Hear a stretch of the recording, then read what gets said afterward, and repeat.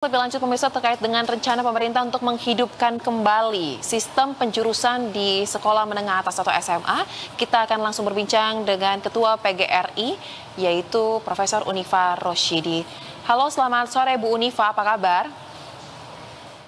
Selamat sore Mbak, kabar baik. Ini di jalan tiba-tiba hilang nih ya.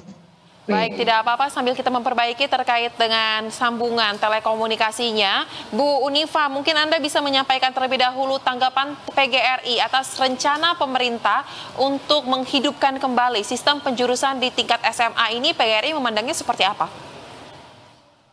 Baik Mbak, sebenarnya gini, setiap kebijakan tuh harus dikaji terlebih dahulu secara matang.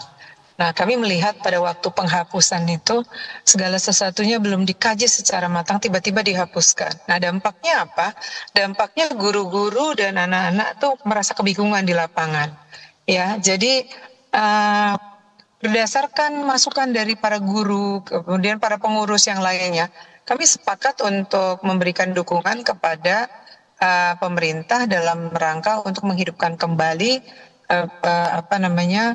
jurusan yang IPA, IPS dan bahasa dengan tetap ada perbaikan-perbaikan yang kemarin tidak sempat diperbaiki sehingga anak-anak itu mempunyai hak yang sama untuk memperoleh kesempatan belajar, tidak ada kastanisasi satu dengan yang lainnya, dan ini juga terkait dengan kebutuhan tenaga kerja dalam peningkatan SDM bahwa anak-anak membutuhkan sebuah keterampilan ya, membutuhkan skill yang dibutuhkan dan itu hanya mungkin bisa dilakukan kalau sejak awal mereka fokus kepada mata pelajaran tertentu yang akan diambil.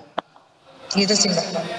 Baik, memang berarti kemarin sempat terjadi kebingungan ya. Ibu mungkin sambil kita memperbaiki telekomunikasi, boleh terkait dengan posisi kamera dipastikan bahwa kameranya tidak tertutup oleh benda ataupun tangan mungkin agar kita bisa melihat dengan jelas terkait dengan gambarnya.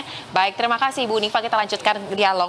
Berarti Anda sebenarnya merespons positif sebagai PGRI terkait dengan wacana ini, tetapi penekanannya adalah pada kebijakan yang harus dikaji secara matang agar tidak tiba-tiba dan menimbulkan kerugian ya. Nah, mungkin saya ingin tanya lagi terkait dengan kebijakan yang kemarin, kurikulum merdeka.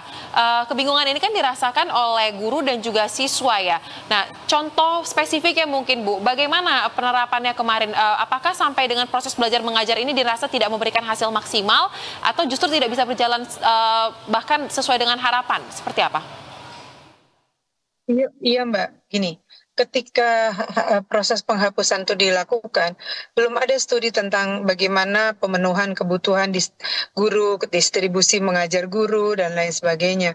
Sehingga ada satu sekolah yang misalnya kelompok mata pelajaran tertentu lebih banyak daripada sekolah lainnya. Tetapi peminatan siswanya berbalik dengan kebutuhan guru itu. Karena itu kemudian cara lainnya yang dilakukan oleh sekolah nggak ada cara lain kecuali ngepaskan. Jadi ada anak-anak yang tidak pas ngambil jurusan tertentu dipaskan karena disesuaikan dengan keberadaan guru. Nah, yang kayak gitu itu memberikan dampak baik dalam proses pembelajaran maupun dalam pemenuhan kerja bagi guru itu sendiri.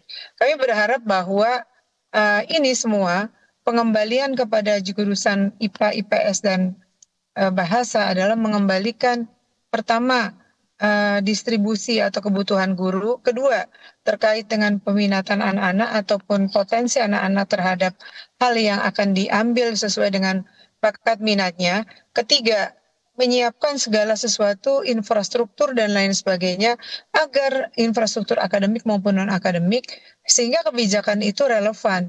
Dan yang terakhir, bahwa kebijakan itu harus diambil berdasarkan kebutuhan di lapangan, yaitu kebutuhan akan tenaga kerja yang dibutuhkan, yang relate dengan kebutuhan. Nah, ini kajian-kajian ini belum dilakukan, tiba-tiba dihapus, sehingga terjadi kebingungan betul-betul di sekolah itu, baik gurunya maupun siswanya, gitu, nggak fokus dan lain sebagainya. Itu sih Pak yang kami rasakan. Baik, nah Kemudian rencana untuk dapat menghidupkan kembali sistem penjurusan di SMA ini kan rencananya akan diberlakukan di tahun ajaran 2025-2026. Sekarang kita berada di pertengahan April 2025. Nih Bu Unifa, menurut Anda dengan sisa waktu yang ada, apakah cukup untuk dapat mematangkan terkait dengan kajian kebijakan tersebut agar tidak menimbulkan kebingungan lagi implementasinya di lapangan? Karena kebijakan ini adalah kebijakan yang baru saja dihapus tahun lalu dan relatif sudah established pada dasarnya, di lapangan itu masih dilakukan, Mbak. Karena kebingungan-kebingungan terhadap kemarin tidak adanya penjurusan, tapi dalam prakteknya masih ada. Guru itu seolah-olah peminatan, dan sehingga guru-guru itu seolah-olah itu peminatan, tapi sesungguhnya mereka dikategorisasikan berdasarkan kapasitas di dalam IPA, IPS dan bahasa.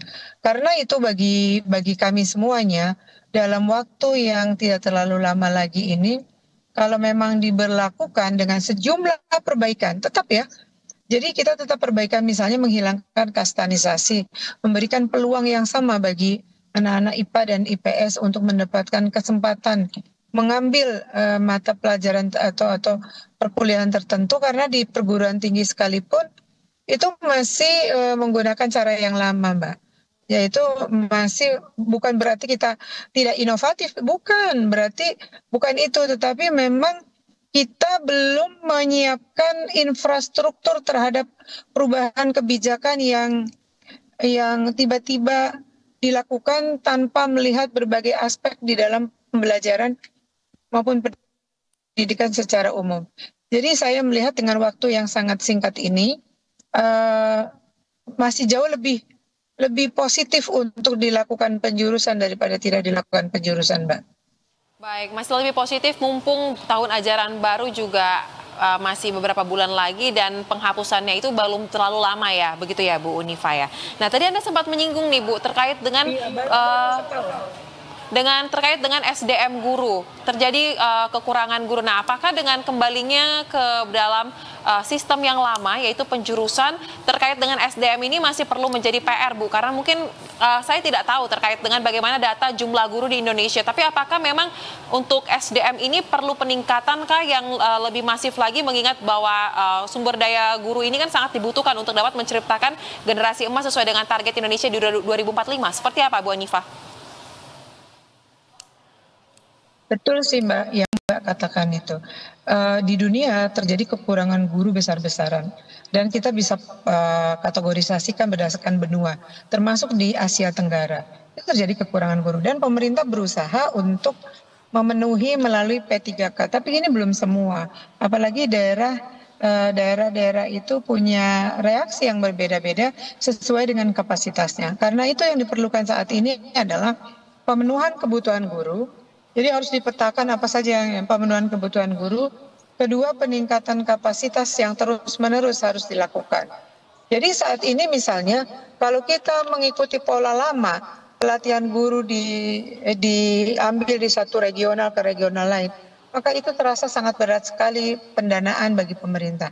Tetapi inovasi-inovasi yang harus dilakukan dengan melalui online, dengan melalui modul, dengan melalui sistem-sistem pembaruan, itu sebenarnya dapat meningkatkan kapasitas. Yang penting sekali adalah pemerintah punya standar. Kalau guru kapasitasnya, kalau guru golongan ini, maka dia harus meningkatkan kemampuan akademik, non-akademiknya seperti ini. Dan itu bisa dilakukan melalui pelatihan mandiri ataupun disediakan di platform-platform yang dilakukan oleh pemerintah.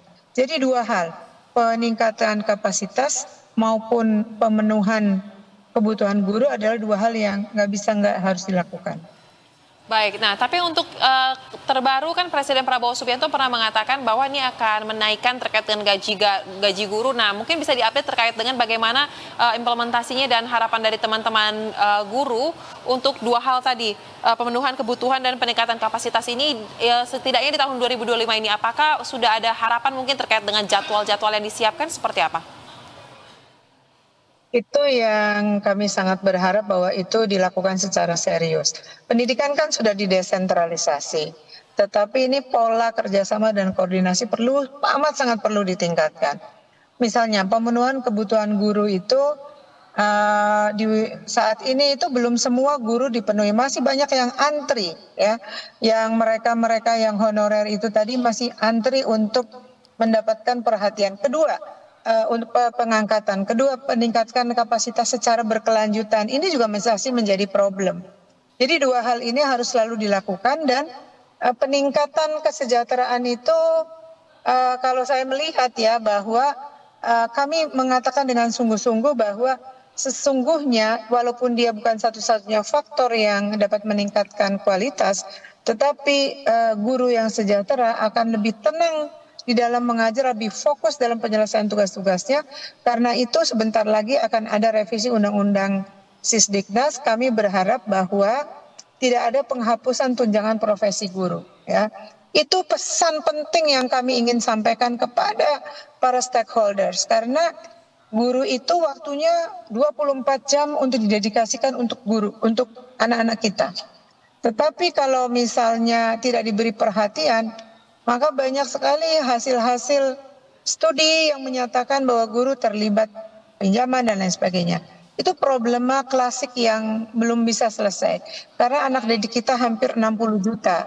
Ya, jadi kemudian peningkatan kualitas juga.